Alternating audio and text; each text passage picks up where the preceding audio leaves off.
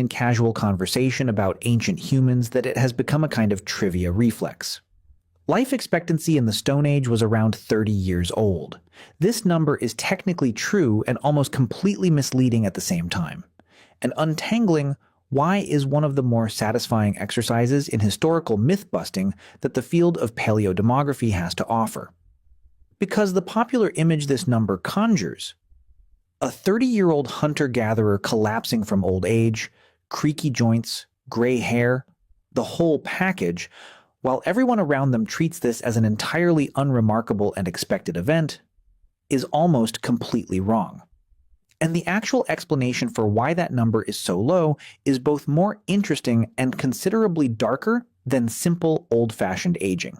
So let us actually take this number apart and see what is really inside it. The first thing to understand is the difference between life expectancy at birth and life expectancy at a later age, because these are two completely different statistics that get casually conflated in ways that produce enormous confusion. Life expectancy at birth is an average. It takes every single person born into a population, including those who die within their first hour of life, and averages their age at death across the entire group. This average is extraordinarily sensitive to infant and child mortality, because death in the earliest years of life pulls the average down dramatically, even if a substantial portion of the population that survives childhood goes on to live a relatively long life by any standard. Here is a simple thought experiment that illustrates exactly why this matters. Imagine a population of 10 people. 5 of them die before their 5th birthday, a grim but historically realistic infant and child mortality rate for many ancient and even relatively recent pre-modern populations. The other 5 survive childhood and live to the ripe old age of 70. What is the average life expectancy at birth for this population? You add up all 10 ages at death, 5 deaths at roughly age 2 on average, and 5 deaths at age 70, and divide by 10. The math works out to a life expectancy at birth of roughly 36 years. But notice what this number completely fails to communicate. Half the population lived to 70. Nobody in this population died of old age at 36. The number 36 describes a statistical average that corresponds to the actual lived experience of essentially nobody in the group. This is, in simplified form, almost exactly what is happening with the famous Stone Age life expectancy figures that circulate so widely. The low average is driven overwhelmingly by extremely high infant and child mortality, not by widespread early death among adults who survived their childhood. The more revealing and more accurate statistic is life expectancy at a later age, say, life expectancy at 15. Which measures how much longer an individual could expect to live once they had survived the brutally dangerous early years of childhood. And when paleodemographers calculate this statistic for ancient and prehistoric populations, the picture changes dramatically. Studies of hunter-gatherer populations, both archaeological and from ethnographic observation of contemporary traditional societies, consistently find that individuals who survived to age 15 had a reasonable expectation of living into their 60s, or even their 70s. This is not a small correction. This is the difference between a population where everyone dies young and a population where most adults live a genuinely long life by any reasonable historical standard once you account for the brutal filtering effect of childhood mortality. So why was childhood mortality so catastrophically high? This is where the actual interesting and often genuinely dark substance of this question lives. Infectious disease is the single largest category, and the specific pattern of infectious disease risk changed dramatically across different phases of human history, in ways that complicate the simple narrative that things just kept getting worse the further back you go. Hunter-gatherer populations living in small, mobile, low-density groups were actually relatively protected from many of the infectious diseases that became major killers later in human history. Many of the most devastating epidemic diseases, smallpox, measles, tuberculosis in its epidemic form, bubonic plague, require population densities and patterns of sustained close contact that simply did not exist in small, mobile hunter-gatherer bands. These diseases are, in technical epidemiological terms, density-dependent. They need a sufficiently large and sufficiently concentrated population to sustain ongoing transmission, Because if the disease burns through a small isolated group too quickly, it runs out of new hosts to infect and the chain of transmission collapses. This means that, counterintuitively, the agricultural revolution and the rise of settled, dense population centers actually increased infectious disease mortality substantially compared to the hunter-gatherer baseline, even as it solved certain other problems related to food security.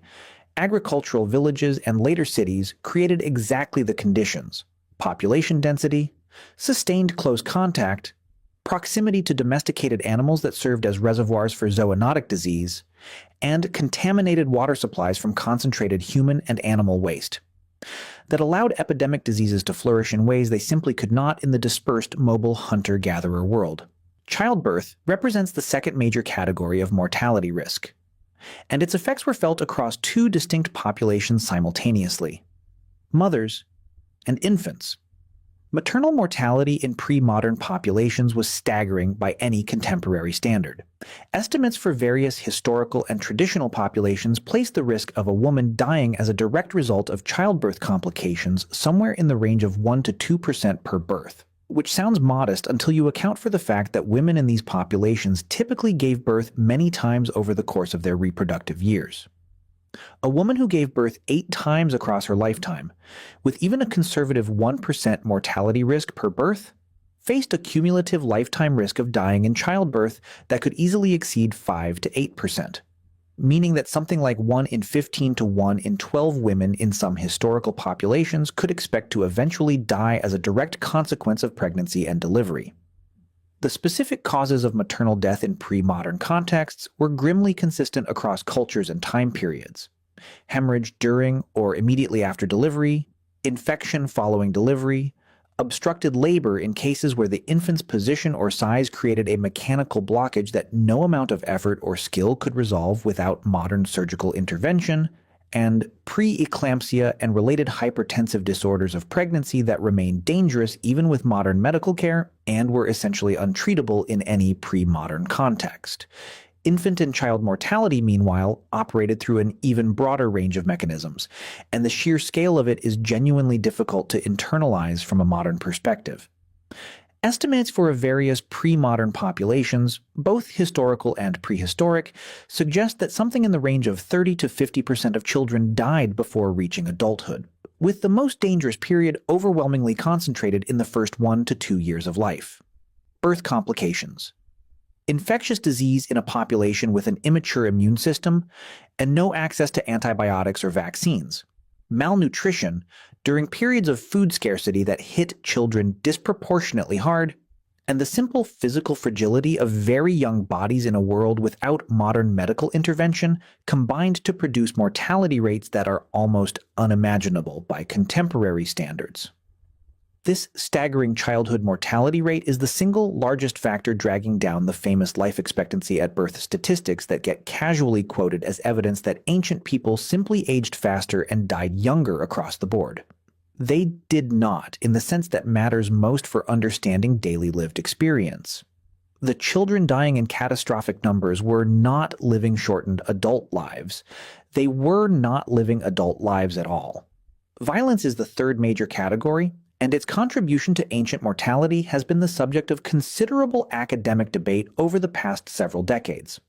Some researchers drawing on archaeological evidence of trauma in skeletal remains and on ethnographic observation of contemporary hunter-gatherer and tribal societies have argued that interpersonal violence, including warfare between groups, accounted for a remarkably high proportion of adult male deaths in many prehistoric and traditional societies. Estimates in some specific populations range as high as 10 to 20% of all adult male deaths attributable to violence.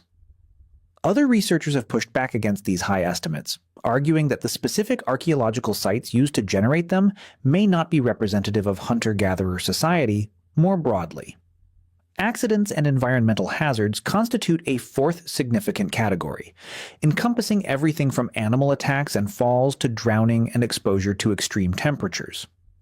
A broken bone that might require a brief hospital visit and a cast in the modern world could, in a pre-modern context, lead to infection, prolonged disability, and in severe cases, death from complications that modern medicine would treat as routine. This last point deserves particular emphasis because it is one of the most underappreciated factors in understanding why ancient and pre-modern mortality rates were so much higher than modern rates across essentially every category of risk: the absence of antibiotics.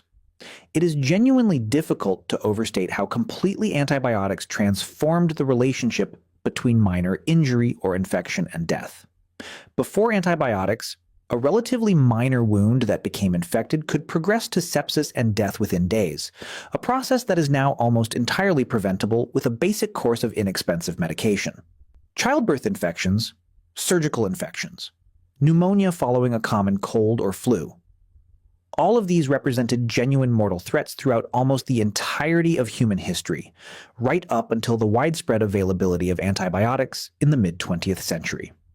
The gap between ancient and modern mortality is not primarily a story about ancient bodies being fundamentally weaker or less robust than modern bodies. It is overwhelmingly a story about the specific tools and interventions available to address threats that have always existed. Now, with all of this context established, let us return to the central question. What did actual adult aging look like for the substantial portion of the population that survived past childhood? The archaeological and ethnographic evidence here is genuinely fascinating. Skeletal remains from individuals who survived to advanced age in prehistoric populations show clear evidence of the same age-related degenerative changes that affect modern elderly populations: osteoarthritis, dental wear, and loss, evidence of healed fractures, and in some cases evidence of conditions like osteoporosis. Contemporary hunter-gatherer societies studied extensively by anthropologists, such as the Hadza of Tanzania, and various groups in the Amazon basin, consistently include elderly individuals well into their 70s and occasionally their 80s. These elderly individuals are not marginal curiosities within their societies.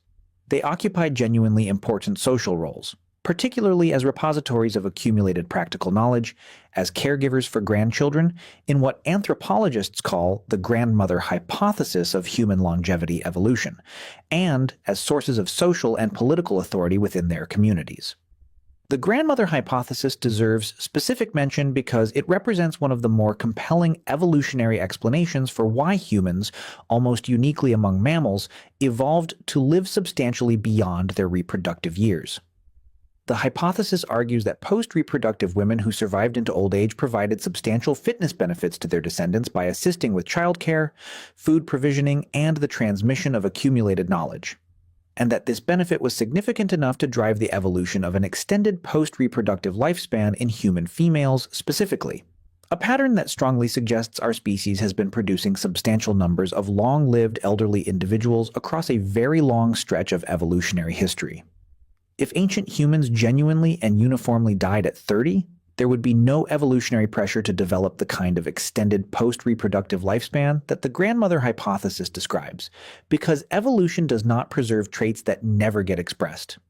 The very existence of a substantial population of long-lived grandmothers is itself powerful, evidence that long adult lifespans were a real and recurring feature of human existence throughout deep prehistory. There is another dimension to this story worth unpacking because it concerns how paleodemographers actually reconstruct age-at-death data from skeletal remains.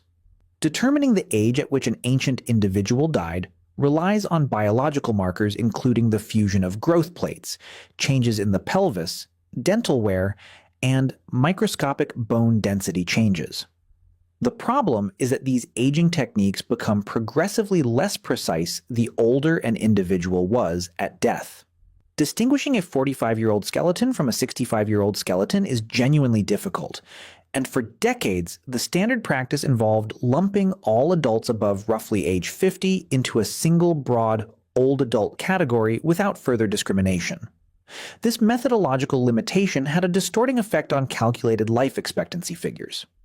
If a population's skeletal sample includes individuals who actually died in their 60s, 70s, or 80s, but the analytical method could only confidently place them in a broad 50-plus category, then any life expectancy calculation built on that data systematically underestimates the true extent of long adult lifespans, compressing what was likely a much wider range of older adult ages into an artificially narrow category. It is worth pausing here to look more closely at the specific demographic data behind one of the most frequently cited ancient populations in this entire discussion, because the numbers themselves tell a more textured story than any single summary statistic can capture. The skeletal collection from the site of Libin, an Ohio Native American population dating to roughly 800 to 1100 CE, and extensively studied by physical anthropologists over several decades, has become something of a textbook example in paleodemographic research precisely because of how thoroughly it has been analyzed. Initial analyses of the Libin skeletal population produced life expectancy figures that fit neatly into the popular narrative. An apparently very low average lifespan, with few individuals appearing to survive much past their 40s or 50s. Later reanalysis of the same skeletal material, using updated and more sophisticated aging methodologies that better accounted for the underestimation problems already discussed, produced a substantially revised picture. A meaningful proportion of the population originally classified into a vague older adult category turned out, on more careful examination, to include individuals who had lived considerably longer than the original analysis suggested. This case study has become something of a cautionary tale within paleodemography itself, illustrating how methodological limitations in aging older skeletons can systematically distort our understanding of how long ancient people actually lived. This pattern of revision is not unique to Libin. Across multiple skeletal populations studied since the mid-20th century, a recurring trend has emerged in which initial demographic analyses tend to underestimate the number of genuinely elderly individuals, and subsequent reanalysis with improved methods tends to reveal a somewhat older and longer-lived population than originally believed. Let us turn now to comparative studies of contemporary hunter-gatherer populations conducted by researchers including Michael Gervin and Hillard Kaplan, whose work compiling demographic data across the Hadza, the Ash of Paraguay, the Hiwi of Venezuela and Colombia, and several other groups found a remarkably consistent pattern. High mortality risk concentrated heavily in the first few years of life, a substantial drop during adolescence and prime reproductive years, and then a gradual increase beginning around age 40 or 50 that mirrors the mortality curves observed in modern industrialized populations, just shifted to higher absolute rates at every age due to the absence of modern medical intervention. Their research produced a specific statistic that deserves wider recognition. Across the various hunter-gatherer populations studied, the modal age of adult death, the single most common age at which adults actually died, as opposed to the mean average dragged down by childhood mortality, clustered consistently in the range of 70 to 72 years old. This is genuinely striking because it suggests that the single most statistically common outcome for an adult hunter-gatherer who survived early childhood was not dying at 30 or 40, but living into their 7th decade. There is also a worthwhile comparison to be made with the demographic transition that occurred during the early agricultural period, because evidence increasingly suggests the shift from foraging to farming was not, demographically speaking, a straightforward improvement. Skeletal evidence from early agricultural populations consistently shows reduced average stature, increased markers of skeletal stress, higher rates of dental disease, and in some populations, evidence of increased rather than decreased childhood mortality during the initial transition to settled agricultural life.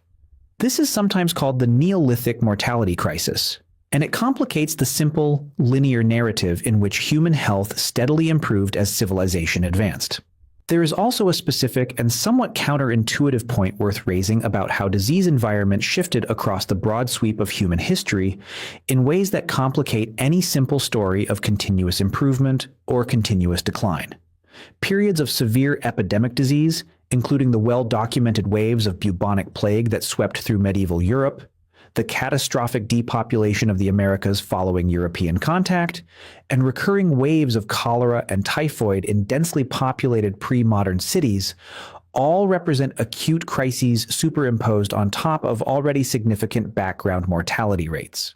A hunter-gatherer population living in relative isolation faced a meaningfully different disease environment than an agricultural population living in a crowded medieval city during an active outbreak of plague, and lumping both into a single, undifferentiated category called ancient humans obscures more than it reveals. There is one more thread in this story that deserves attention before we close, because it concerns how this whole topic intersects with our own modern psychological relationship to aging and the way we tell stories about the past. The persistent popularity of the 30-year myth serves a kind of narrative function. The idea that ancient humans simply dropped dead at 30 fits neatly into a broader cultural story in which modernity represents straightforward, linear improvement over a brutal and short-lived past, flattering the present by exaggerating the deficiencies of everything that came before it. The more accurate picture changes how we think about what modern medicine has actually accomplished. The achievement is not that we have somehow extended the maximum potential human lifespan dramatically beyond what was previously possible, since long adult lifespans into the 70s and beyond were always within the range of human biological possibility. The actual achievement is more specific and, in its own way, more remarkable. We have dramatically reduced the proportion of any given population that fails to survive childhood, that dies from infectious disease in adulthood, that dies from childbirth complications, and that dies from injuries that would once have been fatal but are now routinely treatable. We have not extended the ceiling of human lifespan nearly as dramatically as popular imagination suggests. We have instead dramatically raised the floor. This is both a more accurate and a genuinely more remarkable story than the simple myth it replaces. It is the story of a species that learned, gradually and through immense collective effort across many generations, to stop so many of its own members from dying before they ever got the chance to discover how long they might otherwise have lived. The number 30 captures something real and tragic about ancient human existence. It simply does not capture what most people assume it captures, and the actual story underneath it is both darker in its specific details about childhood and childbirth, and brighter in its implications about adult longevity than the flat